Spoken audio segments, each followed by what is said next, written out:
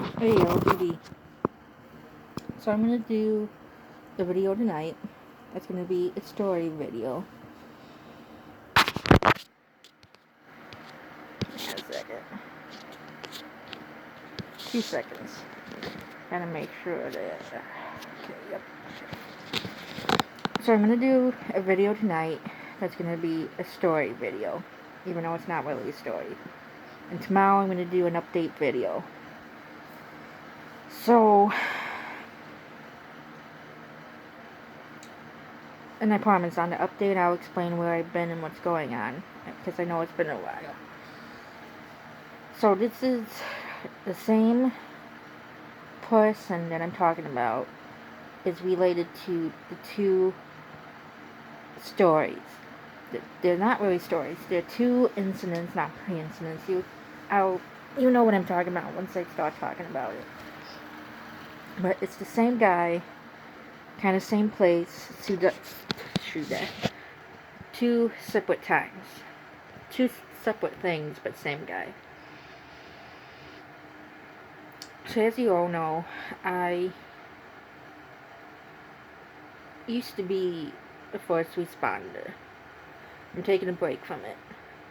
Taking a break from being a first responder. That I promise you I'll tell you an update on that soon. But I am taking a break. I'm going to be back in the fall. But anyways, so I used to be a first responder. And with being a first responder, we would go out and do weather-related incidents. So we would go out and I can't say weather. Can't really pronounce that too much with my speech impairment, but we would pretty much go out when there was a bad storm that came through the local area. Like if there was a storm that was severe and had warnings, we would go out around the area like Streamwood, Elgin, Bartlett, Hoffman Estates, Hoffman Estates. We would go around the area and pick a spot, and we would just sit and watch the sky and keep updates to the station. And if it was anything bad, like we saw a funnel cloud or something, we would call the National Weather Service and report it, and just give them updates if we had like severe, bad. We would keep them updated on stuff, So anyways, I was with my friend, and I was with another friend. I'm going to give them fake names because I don't want to say their real names on camera, because I technically haven't asked them if I can say their names on camera yet. So anyways, I hope I say the fake name throughout this whole video, because I swear at the end of this video, if I say the real name, I'm going to have to redo it again. So I was with my friend Becky and my other friend Jack. That's not their real names, but I'm not going to say what their real names are. So I was with Becky and Jack, and we were in a vehicle. And typically when we go out to look at the sky when there's a bad storm, we typically take 2 people in a vehicle. But this was a time where we got called out, and we had a lot of extra people that came in, so we're like, hey, let's just put 3 people in each vehicle and go out. So we did. So my friend Jack, that was a corporal at the time, he's now a lieutenant, but he was a corporal.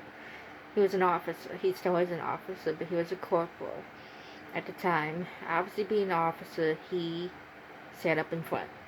And Becky, is that what I'm calling her fake name, Becky? Becky drove and I was in the back. So we were sitting up in one of our areas, and there was a small, severe storm. It didn't last very long. We were maybe out there for maybe 2 hours. maybe an hour and a half to 2 hours. We weren't out there very long, like a typical call out for weather spotting where we go out and we're not out there for a very long time. I mean, we could be, but we weren't out there maybe an hour and a half to 2 hours, and that's not a very long time. So anyways, watching the storm, kind of just keeping an eye on it, and it was kind of time where this particular call that we got called out for spotting, we kind of got called out a little late because the storm was kind of already over, kind of already ending. So we go anyways, and we're in the back, and they ordered B&V, and I was hungry, so I just sat in the back and drank water or my soda or whatever I had. So, because we were facing north, and the back of us was south. So, we were facing north, the back of our vehicle was facing south. And to the east of us was like a house. It was a very dark house because we knew there was a house there to begin with, but it wasn't very lit up. It was like this old farm, not abandoned. I think people were living there, but it was just a house. And over to the side of the house was like this garage. I don't know really what it was off the bat, but it was like a garage or something. And it had like a garage door, and then it had like a top window that looked like it may have been like maybe a bedroom or like an attic or something. But it was like an old style one. It was made of like complete wood. It looked like something from the 1900s. You know what I'm talking about? Like an old style barn yard garage. I don't know, it was old, but it looked like a garage with like a loft or something. Anyways, it was made of wood. It was very old. So I happened to look over there, and at the time that I looked over there, because like I said, this, without light and without the lightning, it was completely pitch black over there. I mean, it was a pitch black, like you could kind of tell that something was there, but you couldn't really make it out unless you like had like a yard light or something on it. But so I look over there, and at the time that I looked over there, the lightning flashed.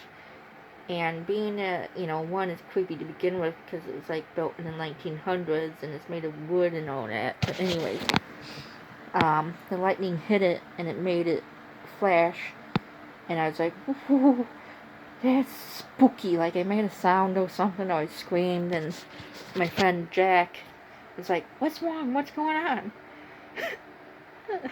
And I was like, I was like, couldn't really talk right away. He's like, "What the hell going on? Are you okay or something?" And I was like, "I'm fine." It's this that garage to the east of us, to the right of us. It spooked me out when the lightning hit it. And he's like, "What are you talking about? How spooky can something like a garage be?" It's like, "You look for yourself." So he did, and he rolled down his window, and he looked, and the lightning hit the garage, and his reaction. Ooh, I can't really laugh because it hurts to laugh. Because I'm dealing with something right now. But anyways, seriously, I have a problem going on right now that I'll explain maybe tomorrow. That's what I'll talk about tomorrow with my update. But it hurts to laugh. But, so trying not to laugh even though it's hilarious. But I can't remember his exact reaction because this was a while ago. This was like probably 2 years ago. But he like screamed, or like he saw it and got scared and screamed a little bit, or was like, nope, that's scary, that's spooky. He was like, hell no. He's like, I agree with you. I don't want to look over there anymore. He was like wanting to leave. It was spooking him out so much. And I didn't blame him. I kind of wanted to get out of there too. But like, we had to stay obviously because we weren't cleared to leave the scene yet. And the rest of the night, we like just kept like looking over there, making sure that like no one was like walking from us. It kind of looked like something from a scary movie. And I told him, I said, look, if someone starts walking towards this car from that house, I'm out of here like shit for a goose. I don't care if you guys stay. You know, Becky and Jackie, you guys can stay, but I'm out of here. And he's like, I'll be right behind you. And it's like, please. Anyways, so that's one of my. There's a lot of memories I have on a unit. There's a lot, but that was one of my favorites. My second favorite, even though these two are pretty close together. I mean, like I said, I have like gazillion and funny memories. Have a lot of stories or fun times or funny moments that happen on a unit, but another funny time that will make me laugh no matter what. No matter how sad I am, no matter how sick I am, even though I can't laugh because it hurts. Another time, it was me and a few other people. So it was me,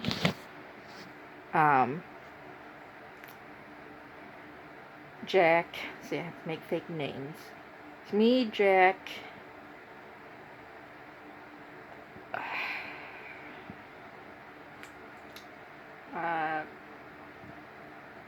Han, and Benny. So it was me, Jack, Han, and Benny. And we were at the station. We were on standby for a call. So if we were at the station, so if a call dropped or the tones went off or the pagers went off, we were there and ready to go. So we were sitting around in the radio room where the TV was, and our radio room, our station's very small. Like, it's super small. So we don't have lazy boys. We don't really have living quarters to relax and watch. I mean, we can, but like, it's a radio room. It has seats like an office, and it's, you know, it's not like we have lazy boys and a big screen to watch TV. But anyways, so we were all gathered around watching The Conjuring 2. And my friend Jack, that's from the first story, had like a card table set up because he was eating B&B again because he loves B&B. Ugh. Anyways, so he was like at the point of like he was kind of just nibbling at that point because he was done eating. I think he was having some French fries. And Han and Benny was just relaxing, kind of doing the same thing. And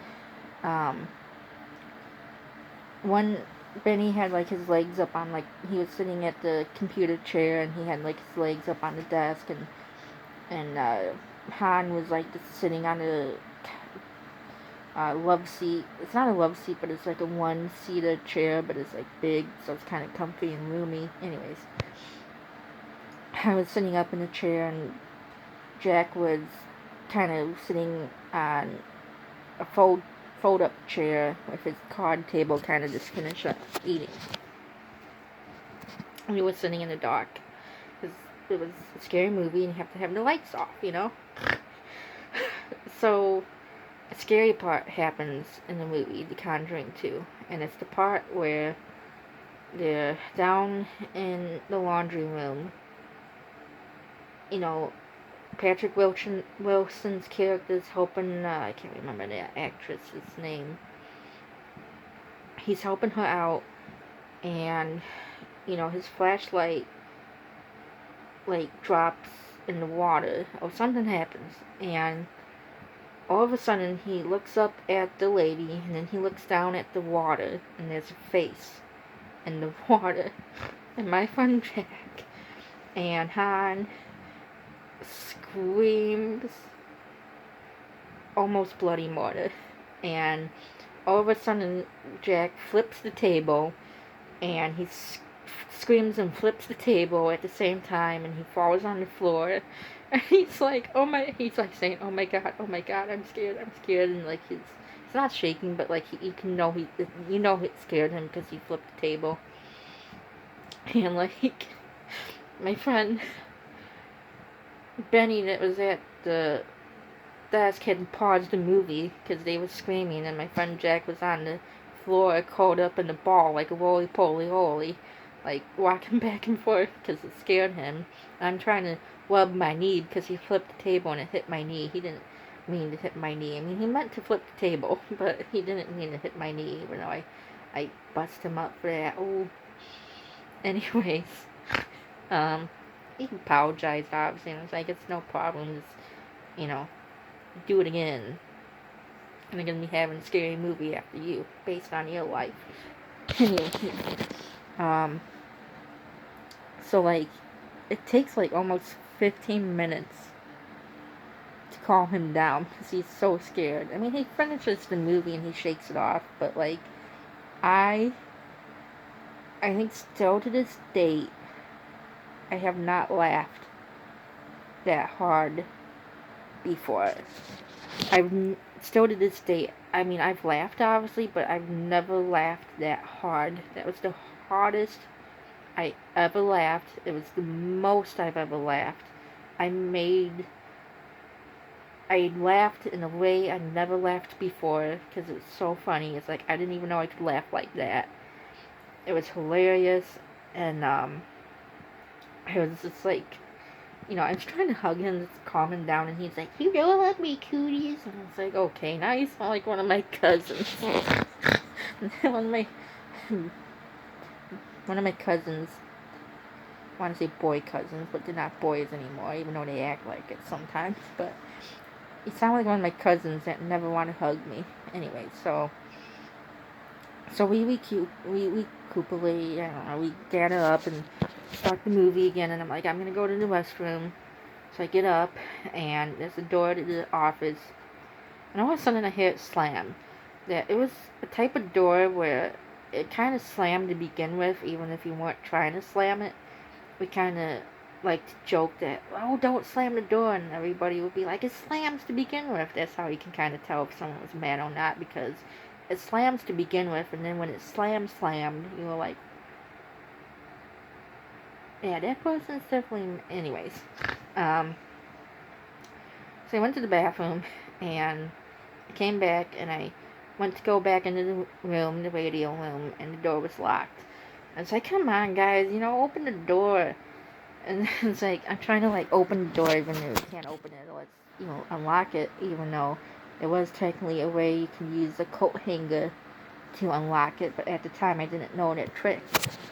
So it's like trying to bang on the door, and I could hear the movie playing in the background, and I was like hearing them scream.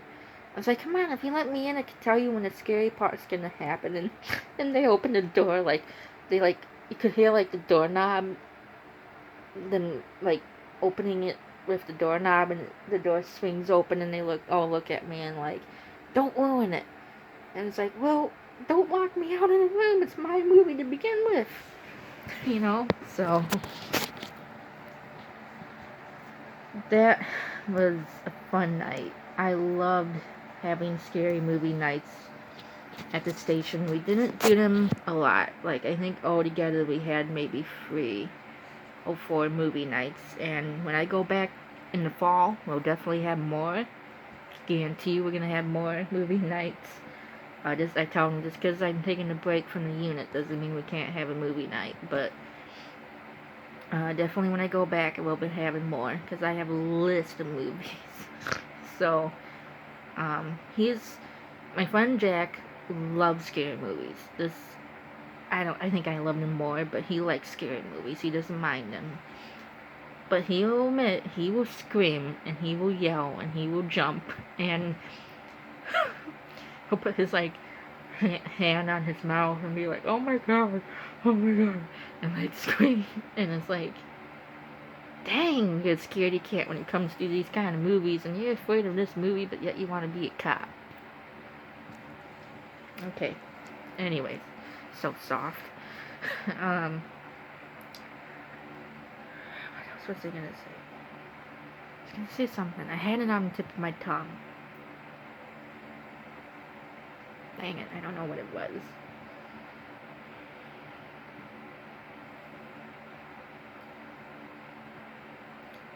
Oh, he also wears a hat. He's a guy where I don't think I want to say obviously I knew him for fortunately I knew him for like 3.5 4 years, so I always 90% of the time saw him with a hat.